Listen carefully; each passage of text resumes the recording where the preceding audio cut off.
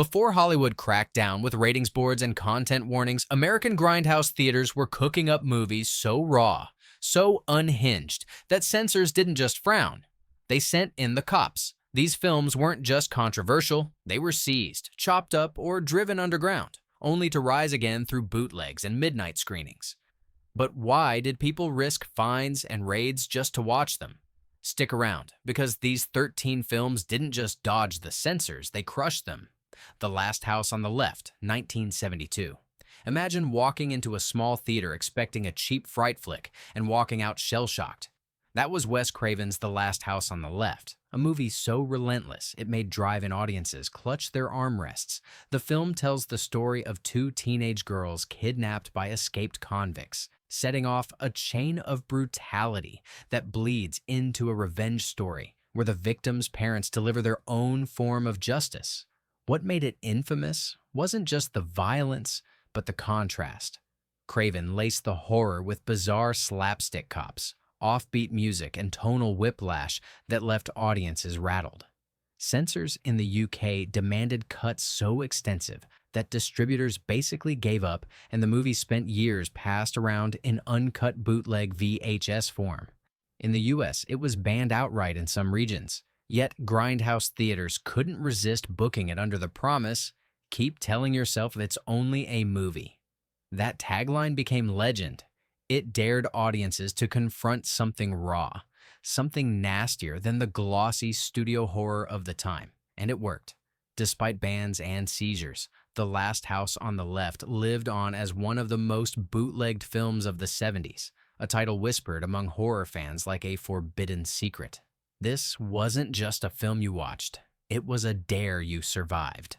Fight for Your Life, 1977. If there was ever a movie built to ignite protests, Fight for Your Life was it. Released in 1977, this low-budget revenge thriller follows an escaped convict who holds a black family hostage, spewing insults and violence until the tables finally turn. Even by grindhouse standards, it was incendiary. The film's intensity didn't sit quietly with censors. In the UK, it was completely banned, labeled unfit for public viewing. In the US, it faced constant backlash, with some theaters refusing to show it altogether. But here's the twist. The very outrage surrounding it made the movie irresistible to grindhouse audiences. Advertisers leaned into the controversy, selling it as the film too shocking for civilized audiences. Bootleggers smelled opportunity. Copies circulated under the counter at video stores where customers whispered about its notoriety. Unlike slick studio thrillers, Fight for Your Life was gritty, confrontational, and uncomfortable by design. It turned dinner tables into battlefields, showing how power can shift violently when pushed too far. In many ways, its banned status made it stronger. Viewers who managed to see it weren't just watching a movie, they were stepping into forbidden territory. That danger is what kept it alive, long after censors tried to bury it. Grindhouse fans didn't just watch Fight for Your Life, they bragged about surviving it. Blood Feast, 1963. Long before chainsaws and machetes splattered across screens, there was Blood Feast. Directed by Herschel Gordon Lewis, this micro-budget shocker introduced audiences to gore they had never seen before. Tongue removals, entrails, and bright red blood that looked more like paint than plasma. Made for about $24,000, it was both cheap and groundbreaking. Censors hated it. Cities across America banned it outright, declaring it too depraved for the public. But for every ban, another grindhouse theater picked it up, hungry to show the first gore film. Word spread fast, and fans who missed it in theaters hunted for grainy prints and underground screenings. By the time VHS arrived, uncut versions spread like wildfire, cementing its legacy as the godfather of gore. The movie itself? Barely acted, barely plotted. A killer caterer in Miami harvests body parts for an Egyptian feast, that's it. But Lewis knew the power of shock. He wasn't making a masterpiece, he was making history. Blood Feast cracked the door wide open for splatter cinema, daring others to go further. What made it legendary wasn't quality but audacity. The film wasn't just banned, it was bootlegged, mocked, and celebrated all at once. And without it, the gore-soaked grindhouse boom of the 70s might never have happened. Blood Feast didn't just beat the censors, it sliced them open. The Driller Killer, 1979. Picture New York City in the late 70s, gritty streets, punk clubs, and a city on the edge. Now picture Abel Ferrara unleashing The Driller Killer, a film about a struggling artist who loses his mind and begins slaughtering strangers with, you guessed it, a power drill. When it hit video stores in the UK, the box art alone, bloody drill to the forehead, landed it on the infamous Video Nasties list. The British government seized copies, banned it outright, and helped fuel its underground legend. In the US, while not as heavily banned, it was cut and censored, but bootleg copies quickly spread through horror circles. The film itself is grimy, raw, and steeped in the despair of late 70s New York. It's less a slasher flick and more a descent into madness, dripping with atmosphere. Ferrara's guerrilla filmmaking style made the city feel like a character, unforgiving, claustrophobic, and complicit in the violence. Censors thought the drill scenes were too much, but the real horror came from the hopelessness of the world it portrayed. This wasn't fantasy. It felt uncomfortably real. And that's exactly why Grindhouse audiences loved it. Bootleg tapes gave it a second life, ensuring its legacy as one of the nastiest, most notorious horror films ever drilled into celluloid. Faces of Death, 1978. Now, here's the one that parents whispered about and kids dared each other to watch. Faces of Death. Marketed as a documentary showcasing real death footage, it blurred the line between reality and staged carnage so effectively that viewers weren't sure what was fake. Spoiler, a lot of it was staged, but audiences didn't care. Censors across the world freaked out. It was banned in over 40 countries, and even in the US, it was pulled from shelves and screenings. That only made people want it more. In the VHS era, Faces of Death became a rental legend, hidden behind the counter, whispered about in the same breath as urban legends. The film combined animal footage, staged gore, and real accident clips, packaging it all as educational. But nobody watched it to learn. They watched it to test themselves, to see if they could handle what others couldn't. Grindhouse fans treated it like a badge of honor. If you survived Faces of Death, you were hardcore. Bootlegs turned it into a cult empire, spawning sequels, spin-offs, and endless debate about what was real. And while critics trashed it as exploitative garbage, its influence was undeniable. It didn't just beat the censors, it laughed in their faces, daring them to try and stop the spread of tapes that multiplied like wildfire. I Spit on Your Grave, 1978. If there's one title that divided critics, censors, and even horror fans, it's I Spit on Your Grave. Released in 1978, this revenge tale followed a young writer who is brutalized in the woods, only to turn the tables in shocking fashion. Roger Ebert famously called it a vile bag of garbage, while Grindhouse audiences whispered that it was the most intense film they'd ever seen. Censors didn't whisper, they roared. The film was banned outright in multiple countries and yanked from theaters in US cities after public protests. Even heavily cut versions still left audiences shaken. What made it notorious wasn't just the violence, but the unflinching way it lingered, refusing to give viewers the escape hatch of slick editing or stylized gore. It was raw, ugly, and deliberately so. Bootleggers, of course, saw opportunity. The uncut version spread like wildfire on VHS, with viewers treating it almost like contraband. If you had the tape, you were part of a secret club. The film's controversy became its fuel, and its outlaw reputation turned it into a midnight movie fixture. Today, critics argue about whether it's exploitative or a brutal statement on power. But back then, one thing was clear. It rattled censors so badly they tried to bury it. Instead, the bootlegs kept it alive, proving once again that banning a film is the fastest way to make it immortal. The Texas Chainsaw Massacre, 1974. Few films carry a reputation as terrifying as the Texas Chainsaw Massacre. Shot in the sweltering Texas heat with a shoestring budget, it told the story of friends who stumble into the path of Leatherface and his cannibalistic family. The result wasn't just a horror film, it was a waking nightmare. What's wild is that despite its bloody reputation, the film is surprisingly restrained in gore. The horror comes from suggestion, sound design, and atmosphere. But that didn't stop censors from panicking. In parts of the US, it was pulled from theaters after angry complaints. Overseas, it was banned in countries like the UK and Australia for over a decade. So how did people see it?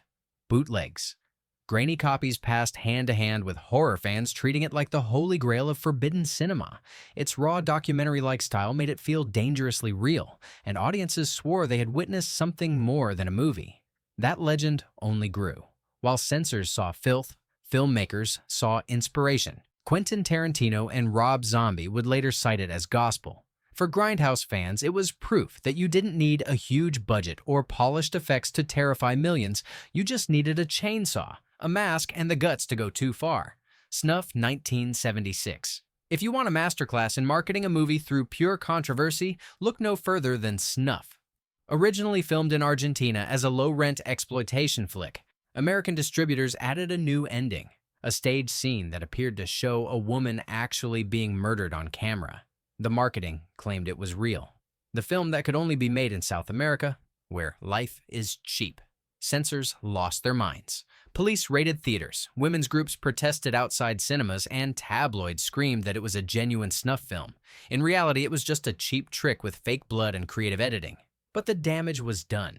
Bans and seizures only made it more infamous. Audiences lined up just to see if the rumors were true. Bootleggers jumped in, selling uncut versions with the fake ending intact. And suddenly, Snuff became the movie that no one wanted to admit they'd seen. But everyone talked about. It wasn't a masterpiece. It wasn't even good. But it proved a crucial point. The illusion of something too extreme for censors can sell tickets just as well as the real thing. Snuff beat the censors, not by fighting them, but by tricking them into doing all the advertising for free. Maniac, 1980. Maniac wasn't just a slasher. It was a grimy descent into the mind of a killer that left audiences shaken. Directed by William Lustig, it followed Frank Zito, a loner prowling the streets of New York, taking his rage out on women in brutal fashion. Tom Savini's special effects, including a shotgun blast that sends a head exploding across a car, became instant Grindhouse lore. The backlash was immediate. In the U.S., theaters faced protests from women's groups, with some cities refusing to screen it. Overseas, it was banned or heavily cut.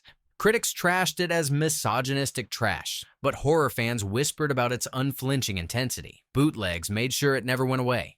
Fans who couldn't see it in theaters found uncut VHS copies under the counter, the graininess only making it feel more forbidden. Savini's effects, particularly that shotgun gag, became the stuff of horror legend, proving just how far Grindhouse could push practical gore. What makes Maniac stand out is how ugly and personal it feels. It doesn't glamorize its violence, it wallows in it, making viewers complicit. That discomfort is exactly why it was banned, and exactly why it survived. Bootleggers turned it from a censored failure into a cult classic. Maniac didn't just creep under the censors' skin, it blew their heads clean off. Don't Go in the House, 1979. Here's one that took the psycho with mommy issues formula and set it on fire, literally. Don't Go in the House tells the story of Donnie, a disturbed man who lures women into a steel-lined room and kills them with a flamethrower. If that sounds intense, it's because it was, and censors knew it. The film was banned outright in the UK as part of the Video Nasties panic, and in the US it faced censorship battles that left theaters cutting minutes of footage. The infamous flamethrower sequences, where victims are burned alive, were considered too extreme for mainstream release. But Grindhouse audiences, they couldn't get enough. Bootleg VHS copies circulated widely, often touted as the uncut version you're not supposed to see. That underground reputation transformed what might have been a forgotten slasher into a badge of honor for horror fans willing to watch something others couldn't stomach. Beyond the shock, the film has an eerie atmosphere, using its dilapidated house setting and Donnie's twisted psychology to create genuine dread. It wasn't polished, but it didn't need to be. For Grindhouse fans, its roughness was part of the appeal. By trying to burn the film out of circulation, censors only added fuel to its fire. Don't Go in the House didn't just sneak past them, it blasted through with a flamethrower. Don't Look in the Basement, 1973.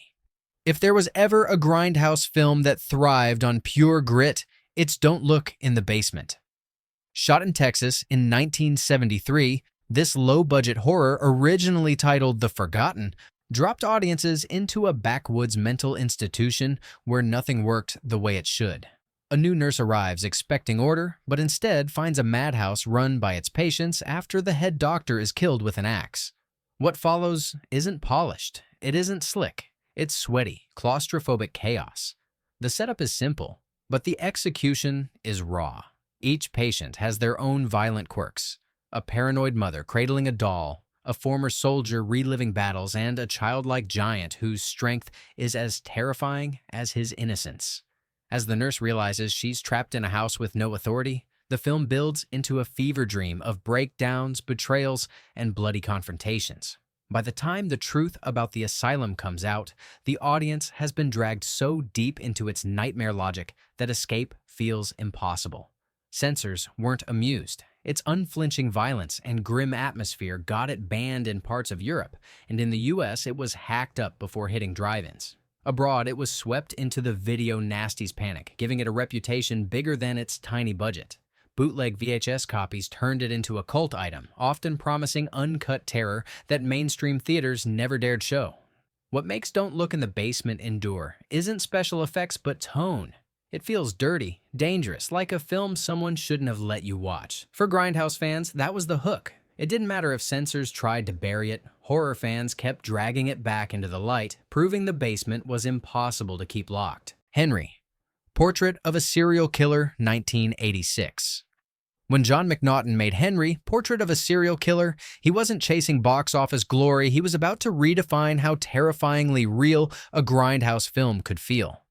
Inspired loosely by real-life murderer Henry Lee Lucas, this Chicago-shot nightmare followed Henry and his roommate Otis as they drifted through life, committing acts of casual, cold-blooded violence. There were no jump scares, no supernatural killers, just two men destroying lives without remorse. Censors didn't know how to process it. The MPAA refused to give the film an R rating, instead branding it with an X for violence alone. That essentially doomed its theatrical release in the US for years. It barely surfaced, screened only in small underground showings, and eventually through bootleg VHS tapes that fans whispered about at conventions and record stores. What made it so unbearable for censors was its tone. Unlike slasher films that reveled in outlandish gore, Henry presented violence as empty, mechanical, and disturbingly mundane.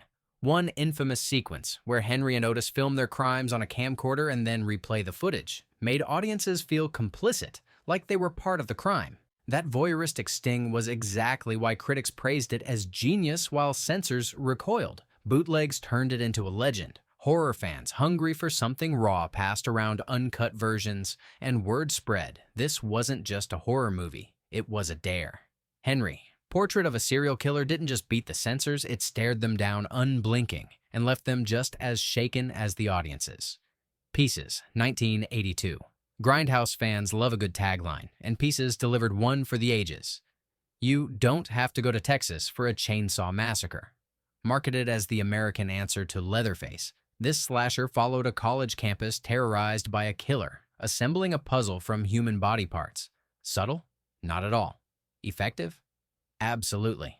The film leaned hard into Grindhouse excess, chainsaws revving, bodies hacked apart, and a final twist so outrageous it still leaves jaws on the floor. But when it tried to make the jump to mainstream theaters, censors cut it to shreds. In several U.S. cities, it was yanked after protests, while overseas it was banned outright, landing on the infamous Video Nasties list in the UK. Yet, like every Grindhouse outlaw, it refused to die. Bootleg VHS copies, often advertised as uncut, circulated in flea markets and underground shops, giving fans access to all the gory details missing from official releases. The grainy, passed-around tapes became trophies for horror collectors, proof that they'd seen the real version. Pieces may not be high art, but that was never the point. It was Grindhouse through and through, loud, lurid, and unapologetic. Censors tried to bury it, but every cut they made only made fans hunt harder for the uncut tape. And in that way, Pieces lived up to its tagline. It didn't need to be Texas because the Grindhouse spirit was alive and well everywhere else. So what did all these films prove? Simple. You can ban, cut, or bury a Grindhouse movie, but you can't kill it. Bootlegs, underground screenings, and whispered reputations only made them stronger. That's the irony. Every time censors tried to silence them, they gave them power. and fans loved them all the more for it. Which of these banned and bootleg titles have you heard of, or even dared to watch? Drop your thoughts below. Hit subscribe if you want more deep dives into cinema's strangest corners, and remember, the Grindhouse always finds a way to come back.